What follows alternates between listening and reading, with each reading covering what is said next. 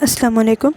Hope all of you are doing very well. आज का हमारा जो टॉपिक ऑफ डिस्कशन है वो है एस ब्लॉक एलिमेंट में हम सोडियम हाइड्रोक्साइड की प्रिपरेशन के हवाले से बात करेंगे। और सोडियम हाइड्रोक्साइड जो है इसको हम डायाफ्राम सेल में के ज़रिए जो है वो कमर्शियल लेवल पे प्रिपेयर करते हैं। तो चलिए हम अपना आज का लेक्चर जो है वो स्टार्ट करते हैं कि जो सोडियम हाइड्रोक्साइड है, अगर हम इसकी प्रिपरेशन के हवाले से बात करें तो जो हमारे पास सोडियम हाइड्रोक्साइड है उसको हम सोडियम क्लोराइड का जो सोल्यूशन होता है उसके ज़रिए प्रिपेयर करते हैं इन द डायाफ्राम सेल, ठीक है।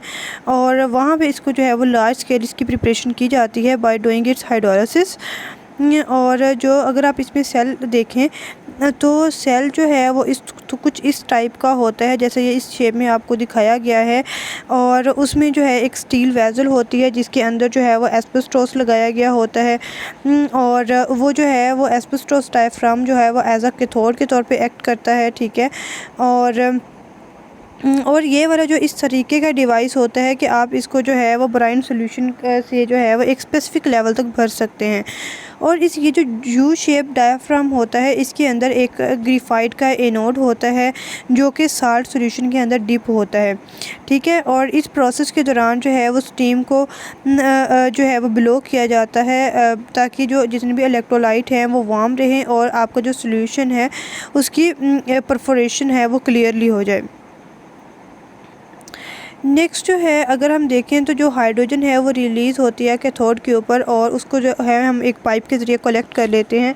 और इस तरह अगर जो क्लोरीन है वो एनोड के ऊपर रिलीज़ होती है तो उसको एक डूम टाइप स्ट्रक्चर होता है उसके ज़रिए कलेक्ट कर लिया जाता है।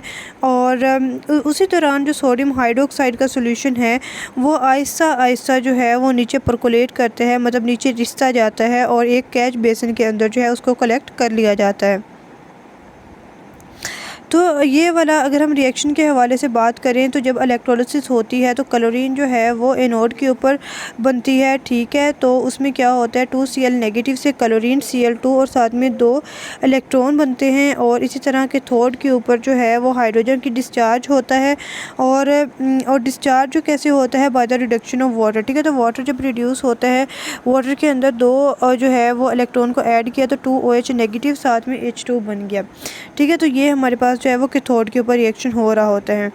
तो जैसे हम इस सेल की वर्किंग कर रहे होते हैं तो इसमें हमें 2 तरह के जो मेजर प्रॉब्लम्स आ सकते हैं। एक तो ये है कि जो हाइपोक्लोराइट आयन बन रहा है इस रिएक्शन में वो हाइपोक्लोराइट आयन जो है इस रिएक्शन में बन सकता है, ठीक है, जब क्लोरीन जो है वो हाइड्रोक्साइड आयन के साथ जो है वो रिएक्ट कर जाए अगर वहाँ पे टेम्परेचर कोल्ड हो, ठीक है। दूसरा प्रॉब्लम ये हो सकता है कि जो एनोड है वो उसके ऊपर कोटिंग हो सकती है क्लोरीन गैस की, और जिससे जो है वो सेल की एफिशिएंसी भी कम होगी और उसका पोटेंशियल जो है वो भी डैमेज हो जाएगा।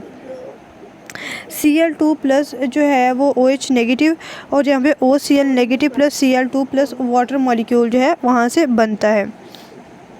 ये वाले जो हमारे दोनों प्रॉब्लम्स हैं उनको हम इस तरह सॉर्ट आउट कर सकते हैं कि जो पहले वाला प्रॉब्लम है उससे क्या होगा कि जो जितने भी हाइड्रोक्साइड आयन हैं उसको हम एनोड की तरफ जाने से जो है वो रोकेंगे, ठीक है। और ताकि वो जो है वो ऑक्सीजन गैस को डिस्चार्ज ना कर सकें और वो फिर जो है वो क्लोरीन को कंटेमिनेट ना नेक्स्ट कर सकें और इस तरह जो है वो क्लोरीन आपके पास इम्प्योर हो जाएगी।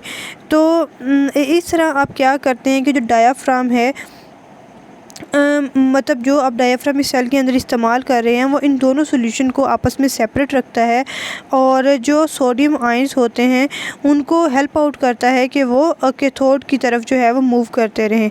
और इस तरह की ये जो मूवमेंट होती है ये करंट फ्लो जो है वो उसको भी इंश्योर करवाती है थ्रू द एक्सटर्नल सर्किट।